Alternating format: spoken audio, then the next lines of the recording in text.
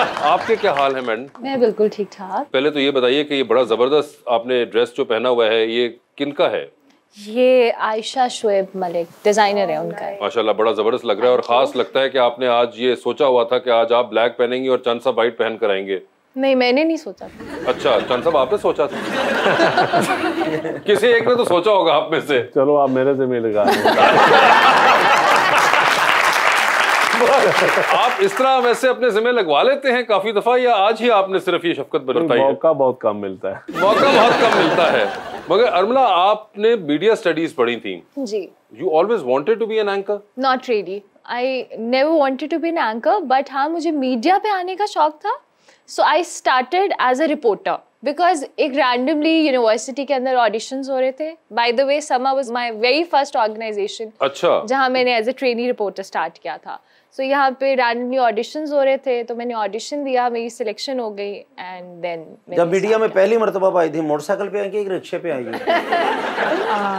रिक्शे पे। मगर ना हो माशाल्लाह you are successfully doing your own morning show, आप वो भी करती हैं और बड़े अरसे से अब तो आप कर रही हैं।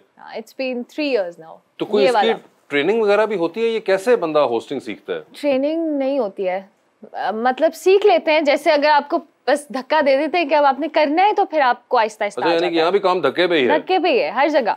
ये एक तो बड़ा कमाल है नदीम साहब के हमारे यहाँ पे आधी ज़्यादा जो शोबे हैं उनके अंदर धक्के पे ही चल रहे हैं हम, कि बस धक्का दे के अंदर जाए, ऑन द जॉब लर्निंग हो जाएगी। लोग मेहनत भी करते हैं लेकिन लक भी होती है, तकदीर का भी अमल दखल होता है और कईयों का जैकपॉट भी लग जाता है। जैकपॉट भी लग जाता है, इस पर उन्होंने मेरी तरफ गौर से देखा। अगर नहीं ये बिल्कुल उन्होंने कहा कि ये जैकपॉट भी लगता है और वो ट्रेनिंग एज सच यहाँ पे कोई नहीं है। इवन हम स्टडीज में भी हमारी प्रॉपर ऑन स्क्रीन की उस तरह से ट्रेनिंग नहीं होती बहुत है। जेनेरिक होती है। हाँ, बहुत जेनेरिक होती है और जो थ्योरी हम पढ़ते हैं उसमें से मुझे नहीं लगता कि हमारे कोई काम आती है।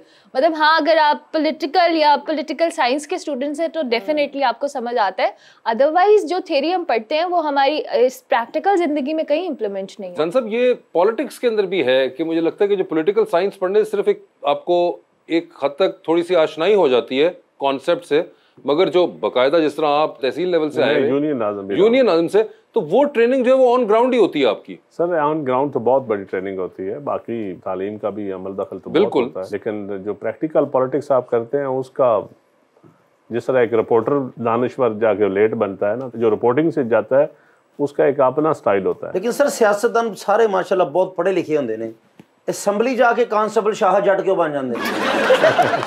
पढ़े लिखे भी होते हैं, अच्छे लोग होते हैं, लेकिन बदकिस्मती से हमारी पॉलिटिकल जमातों में जो एंट्री पॉइंट है ना सियासत में भर्ती होने का या सियासत में आने का, वो यहाँ पहले स्टूडेंट पॉलिटिक्स होती थी, यहाँ लोकल गवर्नमेंट सिस्टम होता था, लेकिन दोनों पे ही बैन है। अब तो सरमाए के बलबूते पे जो मर्जी आ जाए। मगर अदील साहब वैसे अभी जब आप वापस आए हैं पीपल्स पार्टी में, तो अब हम रिसेंट दौर में कुछ देख रहे हैं कि आप जिसे कहें एक साइड की सिर्फ स्टेटमेंट नहीं दे रहे, आपकी जो पॉलिटिकल ऑब्जर्वेशन भी है वो बहुत सी जिसे कहते हैं डायरेक्शंस के अंदर तनकीद भी कर रही है और तज्जिया भी दे रही है। नहीं देखिए, पीपल्स पार्टी के अंदर आप खुल के बोल सकते हैं पार्टी के अंदर, बाकी जब एक बड़ी ओपन डिबेट होती है हमारी पार्टी में, और वर्कर भी हो या जिस लेवल का कोई पार्लियामेंटेरियन हो या तंजीमी ओहदेदार हो, पार्टी के जो प्लेटफॉर्म है उसके अंदर डिबेट कोई मुश्किल नहीं है, लेकिन जब बाहर आते हैं तो फिर आपको पार्टी पॉलिसी टो करनी पड़ती है। लेकिन इंसान का कुछ अपना ज़मीर भी होता है, तो मेरे ख्याल में अब मुझे 25-26 साल हो गए सियासत करते हुए,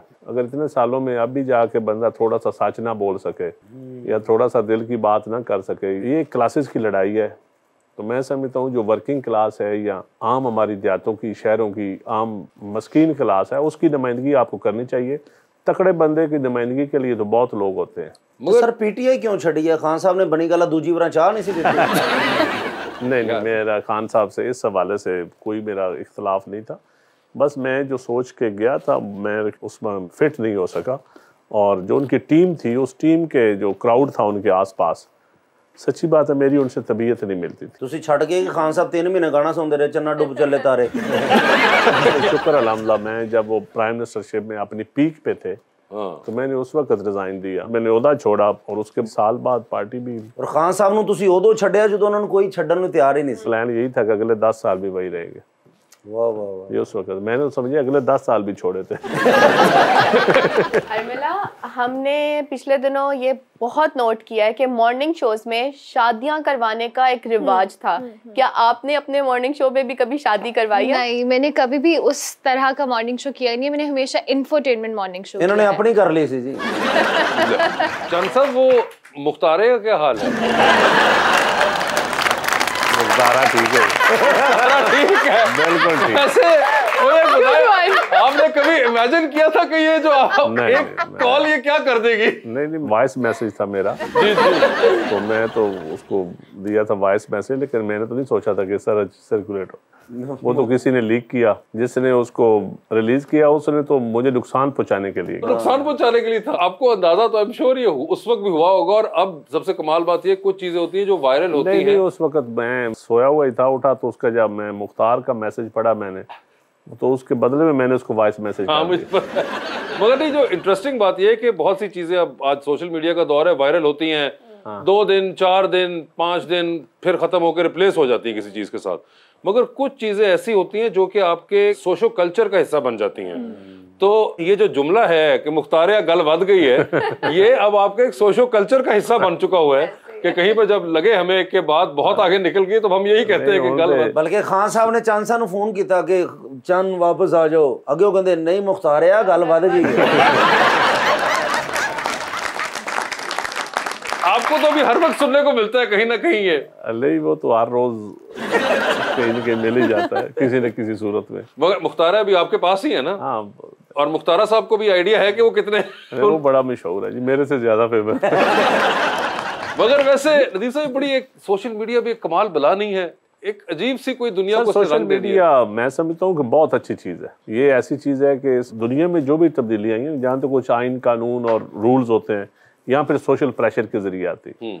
और सोशल मीडिया जो है ये सोशल प्रेशर का बेस्ट टूल्स है, और फिर आम आदमी की आवाज़ इससे बनती है। वरना आज से पहले कहाँ पता चलता था कि अदालतों में या पार्लियामेंट में या ब्यूरोक्रेसी या बड़े बड़े ताकतवर जगहों पे क्या हो रहा है। अब तो लोगों की बेगमात भी डरती हैं बाजार में गलत पार्किंग करते हुए या किसी दुकानदार से झगड़ा करते हुए, या वैसे भी हर जगह पे।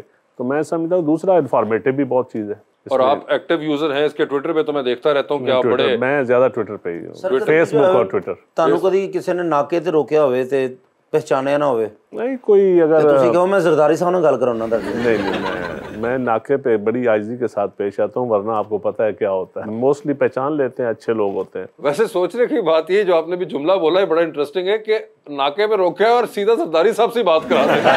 मतलब बीच में बहुत स्टेजेस हो सकती हैं। ये टिपिकल थिंकिंग कि सीधा सबसे ऊपर वाला शॉट खेलना सर, क्योंकि उन्होंने दोस्त ने ना यार, उनके और भी बहुत से दोस्त होंगे आई एम श्योर। उन्होंने जरदारी साहब ना ज्यादा प्यार है, मोस्टली लोगों ने आइडियल जरदारी साहब। सर अगर पाकिस्तान च कोई सियासतदान है ना, जहीन सियासतदान, ਤੇ ਉਹ ਜ਼ਰਦਾਰੀ ਸਾਹਿਬ ਹੀ। अच्छा जी, ਕਿਉਂਕਿ ਅਸੀਂ ਸਿਆਸਤ ਨੂੰ ਵੇਖਦੇ ਰਹਿੰਦੇ ਹਾਂ। ਵੋਟ ਤੇ ਮੇਰਾ ਜਵਾਦ ਅਹਿਮਦ ਸਾਹਿਬ ਨੂੰ ਹੈ।